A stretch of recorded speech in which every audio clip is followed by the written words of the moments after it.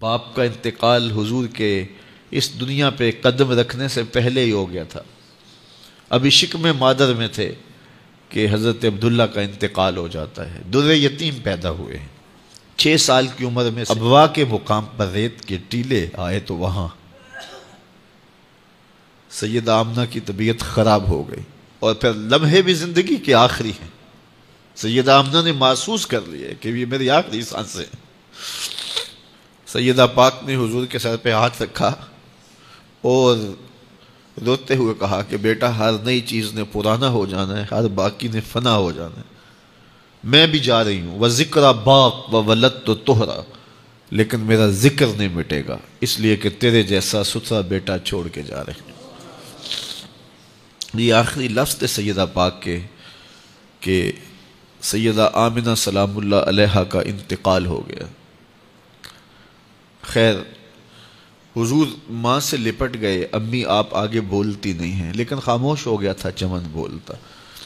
حضور نے وہیں پھر اپنی ماں کی تدفین کی. تدفین کے بعد ام ایمن کے ساتھ سواری پر بیٹھ جاتے ہیں اور چمٹ جاتے ہیں ام ایمن کے ساتھ، اور وہ جا کے حضرت عبد المطلب کے سپرد کر دیتی ہیں. تو حضرت عبد المطلب حضور کو آغوش میں لے کے بڑا روئے اور ام ایمن سے کہا کہ میرے اس بیٹے کا تم نے خاص خیال رکھنا ہے. اور پھر انہوں نے اتنا خیال رکھا کہ میرے حضور فرمایا کرتے تھے، ام ایمن میری ماں کے بعد میری ماں ہے. 2 سال کے بعد حضرت عبد المطلب کا بھی انتقال ہو گیا.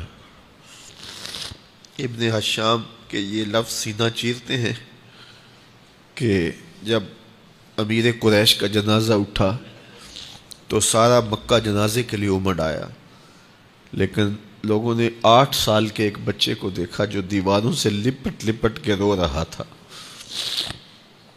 آج یہ سہارا بچھن گیا تھا.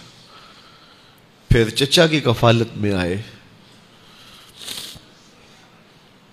پھر ایک وقت آیا کہ وہ بھی اس دنیا کو چھوڑ گئے، اور اسی سال حضور کی اہلیہ کا انتقال بھی ہوا، اور اس سال کا نام عام الحزن، دکھوں کا سال رکھا. اہل مکہ نے جو سلوک کیا وہ کسی سے بھی مخفی نہیں ہے. پتھر مارے، گڑھے کھودے، کانٹے بچھائے، اجریاں ڈالی، اپنے گھروں کے کوڑے لا کے حضور کے گھر کے سامنے رکھ دیے.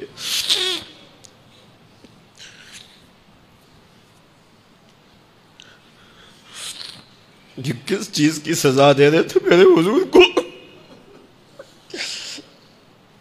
میرے حضور علیہ السلام نے پھر طائف کا سفر کیا کہ شاید وہ لوگ میری بات کو سن لیں،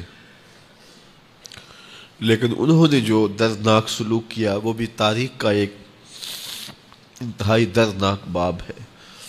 انہوں نے اوباشوں کے ہاتھوں میں پتھر دیے اور جس راستے میں میرے حضور نے گزرنا تھا ان کو اس راستے پہ کھڑا کر دیا اور کہا ان پہ سنگ زنی کرو. اور وہ آقا کریم پہ پتھر مارتے، حضور کے پاؤں پہ پتھر مارتے. آقا کریم علیہ السلام پاؤں اٹھاتے تو وہ دوسرے پاؤں پہ مارتے. پھر حضور شدت درد سے بیٹھ جاتے تو ان کے 2 گھنڈے دائیں بائیں سے آگے بڑھتے اور حضور کو کندھوں سے پکڑ کے اٹھاتے، پھر سنگ باری کرتے.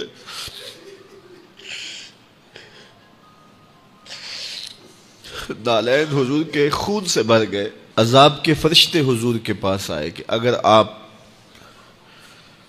بد دعا بول دیں تو ابھی ہم ان پہاڑوں کو جوڑ دیتے ہیں اور یہ طائف کے لوگ پس جائیں گے ان پہاڑوں کے درمیان. آسمان سے پتھر اتریں گے، ان کے سر کچل دیے جائیں جنہوں نے آپ کو دکھ دیے. اب صحابہ جو ساتھ تھے انہیں بھی شدید آرزو تھی کہ حضور ان کے لیے بد دعا کریں، انہوں نے بڑا دکھ دیا. تو پھر حضور کے ہاتھ اٹھ گئے. صحابہ کا خیال یہ تھا کہ ابھی حضور کی زبان کھلے گی اور بد دعا کے لفظ نکلیں گے اور یہ پیس دیے جائیں گے. لیکن جب وہ لب کھلے، وہ پتلی پتلی گلے قدس کی پتیاں، وہ لب ہائے دور جب کھلے تو لفظ کیا تھے؟ اے اللہ میری قوم کو ہدایت دے دے، یہ مجھے جانتی نہیں. اور کہا کہ مجھے ان کی نسلوں سے ایمان کی توقع ہے.